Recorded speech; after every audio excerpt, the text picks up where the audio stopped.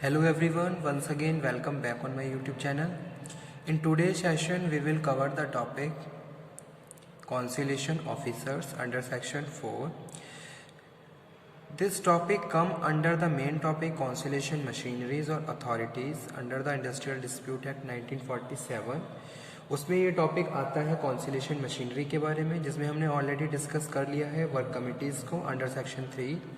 आज के सेशन में हम डिस्कस करेंगे क्या क्या प्रोसीजर है, क्या क्या प्रॉब्लम्स हैं जो कि रिलेटेड, क्या क्या प्रोसीजर है for the appointment of conciliation officers. So this topic we will cover in today session. So let's begin. Conciliation officer, तो कॉन्सिलेशन जो ऑफिसर्स का जो अपॉइंटमेंट है ये अप्रोप्रिएट गवर्नमेंट के द्वारा की जाती है बाय द ऑफिशियल गजेट। ठीक है, the appropriate government may by notification in official gazette appoint such number of persons as it thinks fit to be conciliation officers. The duty of conciliation officers shall be mediate and promote the settlement of industrial dispute. Okay तो जितने भी जो भी वो persons उनको as a fit लगते हैं इस पोस्ट के लिए, उनको वो अपॉइंट करते हैं कुछ पावर और ड्यूटीज़ के साथ, और वो ऑफिसर्स अपनी पावर को एग्जीक्यूट करते हैं और जितने भी ड्यूटीज़ दी हैं उनको परफॉर्म करते हैं। ठीक है, तो ये जो प्रोसीजर है ये कॉन्सिलेशन मशीनरी में आता है। एक तरीके की ये क्या है, हायर अथॉरिटीज़ हैं जो इंडस्ट्रीज़ में होने वाले डिस्प्यूट्स को इन्वेस्टिगेट करते हैं, सेटल करते हैं और बेस्ट यानी कि एक तरीके से जो सेटलमेंट प्रैक्टिसेस हैं वो जितनी भी पार्टीज़ हैं उनको प्रोवाइड करवाते हैं। ठीक है, तो ये हम बात कर रहे हैं कॉन्सिलेशन ऑफिसर्स। कॉन्सिलेशन ऑफिसर क्या है, एक सेटलमेंट अथॉरिटी की तरह या फिर एक सेटलमेंट मशीनरी की तरह काम करता है। दोनों पार्टीज़ के जो भी डिस्प्यूट्स हैं उनको प्रॉपर्ली इन्वेस्टिगेट करता है, उनको इंस्पेक्ट करता है, उनको सुनता है, तब जाके फाइनली फिर उनके वेलफेयर के लिए या फिर उनके दोनों पार्टी के सेटलमेंट के लिए एक मैटर क्रिएट करता है ताकि दोनों पार्टी वहाँ पे अपने जो भी डिस्प्यूट है उसको रिजॉल्व करते हुए फाइनली आगे अपने फंक्शंस को या अपनी पावर ड्यूटीज़ को प्रोसीड करें। तो वो चीज़ यहाँ पे हम डिस्कस कर रहे हैं कॉन्सिलेशन ऑफिसर जो कि सेक्शन 4 में आता है। अब सेकंड है अपॉइंटमेंट, किस तरीके से इनकी अपॉइंटमेंट की जाती है। A conciliation officer may be appointed for a specified area, उनको या किसी स्पेसिफाइड एरिया के लिए अपॉइंट किया जाता है या फिर किसी स्पेसिफाइड इंडस्ट्री के लिए भी उनको अपॉइंट किया जाता है। ठीक है, जो कि स्पेसिफाइड एरिया में सिचुएटेड है, तो वो चीज़ यहाँ पे हम डिस्कस कर रहे हैं। A conciliation officer may be appointed for a specified area और a specified industry in a specified area और वन और मोर स्पेसिफाइड इंडस्ट्रीज। ठीक है, या एक या एक से ज़्यादा स्पेसिफाइड इंडस्ट्रीज के लिए उनको अपॉइंट किया जाता है। He may be appointed either permanently और आइदर लिमिटेड पीरियड, या तो वो परमानेंटली अपॉइंट किए गए हैं या फिर कुछ सर्टेन टाइम पीरियड के लिए उनको अपॉइंट किया गया है। तो ये प्रोविजंस हैं under section 4 sub section 2 of the industrial dispute act 1947, जैसा कि यहाँ पे डिस्कस किया गया है। ठीक है, तो वो चीज़ यहाँ पे हम डिस्कस कर रहे हैं अपॉइंटमेंट सेक्शन 4 सब सेक्शन 2 में appointment. Now power of conciliation offer, कौन कौन सी पावर्स होती हैं कॉन्सिलेशन ऑफिसर्स की, तो ये भी डिस्कस कर लेते हैं। तो power come under section 11 of industrial dispute act 1947। First power is power to enter premises. Conciliation officer has power to enter any premises and any time, किसी भी टाइम जाके वो किसी भी प्रेमिसेस में एंट्री ले सकता है, ये पावर उसके पास है। ठीक है, तो वो चीज़ यहाँ हम डिस्कस कर रहे हैं। A conciliation officer may for the purpose of inquiry, ठीक है, इनटू द एग्जिस्टिंग और अप्रीहेंडेड इंडस्ट्री, तो यानी कि इंक्वायरी के पर्पस से वो कभी भी जाके एंट्री कर सकता है, उसके पास पावर है। For the inquiry related to the industrial dispute after giving reasonable notice enter the premises occupy the establishment to which the dispute relates. ठीक है, तो फर्स्ट वन पावर। सेकंड है पावर टू कॉल और inspect documents.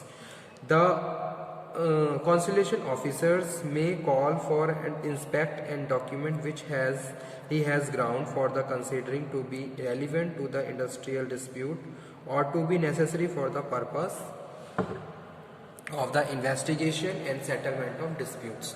तो कभी भी जाके वो क्या कर सकता है, जो भी प्रेमिसेस है, जो भी एस्टेब्लिशमेंट है, उनमें डॉक्यूमेंट्स को चेक कर सकता है, डॉक्यूमेंट्स को वेरीफाई कर सकता है और वहाँ से जो भी डेटा कलेक्ट करना चाहे कलेक्ट कर सकता है। तो conciliation officers has power for inspection, for document verification, document check, इन सब चीज़ों की उसके पास पावर है। ठीक है, तो वो कभी भी जाके क्या कर सकता है, आपके इंक्वायरी के पर्पज़ से डॉक्यूमेंट को चेक कर सकता है। अगर कोई सैंपल उसको लेना है, अगर कोई जेरोक्स कॉपी उसको लेनी है, तो ये भी उसके पास पावर है, वो किसी भी डॉक्यूमेंट की कॉपी लिख करके जेरोक्स करवा के अपने साथ ले जा सकता है। ठीक है, तो ये चीज़ क्या है, second power of conciliation officer. He may call for inspect any document which has ground on the considering to be relevant to the industrial dispute to be necessary for the purpose of verifying and implementation of any award or carrying out of the other imposed duty imposed on him under the act. For these purpose he shall have the same power as are vested in the civil code under the code of civil procedure 1908 in respect of compelling and production of documents. ठीक है, now next one क्या है, duties. कौन कौन सी duties होती हैं conciliation officers की under the conciliation machinery industrial dispute act. First one है to hold conciliation proceedings where any industrial dispute exist और is apprehended, the conciliation officer may hold conciliation proceeding where the dispute relate to the public utility service and the notice under the section 22 has been given. He shall hold conciliation proceeding in the prescribed manner. So this is the first duty of the conciliation officer, to hold conciliation proceedings. Okay, second one है to investigate the dispute. The conciliation officer shall, for the purpose of bringing about a settlement of the dispute without delay, investigate the dispute and the all matters affecting the merits and the right settlement thereof. He may do all such things as he thinks fit for the purpose of inducing the parties to come a fair and amicable settlement of the dispute, but he has no authority to make a final decision. Section 12 subsection 2. Okay, after that third one is to send a report or and memorandum of settlement to a appropriate government. Okay, तो वो उसकी duty है कि भाई जो भी settlement है और जो भी उसका जो भी रिपोर्ट बनाई है वो रिपोर्ट आपको अप्रोप्रिएट गवर्नमेंट को सेंड करनी है। If a settlement of a dispute is arrived in the course of conciliation proceeding, the conciliation officer shall send a report thereof the appropriate government or an officers authorized in the behalf of the appropriate government. ठीक है, यानी कि appropriate government के behalf पे जो भी officer authorized है उसको आप report send करेंगे। He shall also send a memorandum of settlement signed by the parties. दोनों पार्टी ने जो भी सेटलमेंट पे साइन किया है उसकी कॉपी भी आपको अप्रोप्रिएट गवर्नमेंट या अथॉरिटी को भेजनी है। To dispute appropriate government, section 12 subsection 3 cover this duty. Okay, after that next one जो ड्यूटी है वो क्या है, time for the submission of the report. The report by the conciliation officer shall be submitted within the 14 days of the commencement of the conciliation proceeding or within such shorter period as may be fixed by the appropriate government. ठीक है, section 12 subsection 4 cover करता है इसको।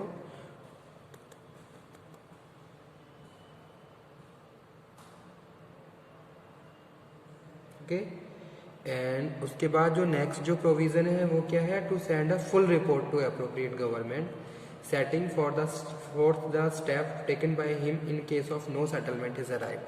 अगर settlement नहीं हो रहा है, in that case you also convey the message to the appropriate government. ठीक है, तो उस केस में आपको मैसेज कन्वे करना है टू द अप्रोप्रिएट गवर्नमेंट, या फिर जो on the behalf of appropriate government जो भी ऑफिसर अपॉइंट किया गया है उसको आप फुल रिपोर्ट सेंड करेंगे। तो यहाँ पे हम डिस्कस कर रहे हैं, if no such settlement is arrived at the conciliation officer shall as सून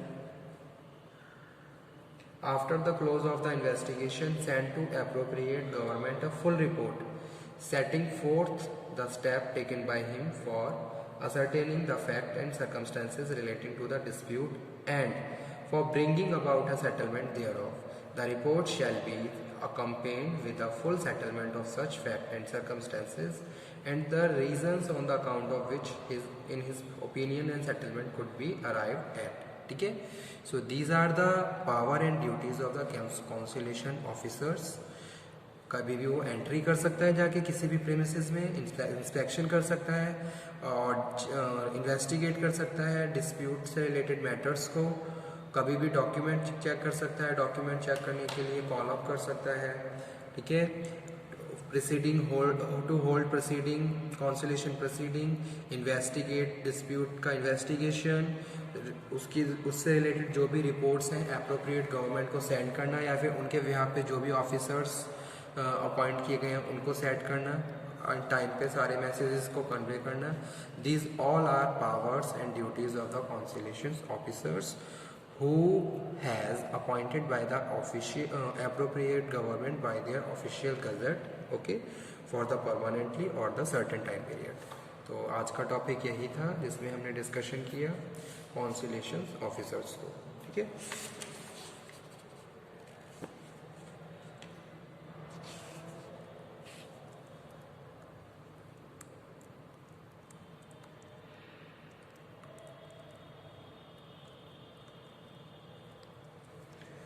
तो आज के टॉपिक को हम यहीं पे फिनिश करते हैं. नेक्स्ट टॉपिक में नेक्स्ट लेक्चर में नेक्स्ट टॉपिक डिस्कस करेंगे जो कि है बोर्ड ऑफ कॉन्सिलेशन सेक्शन 5.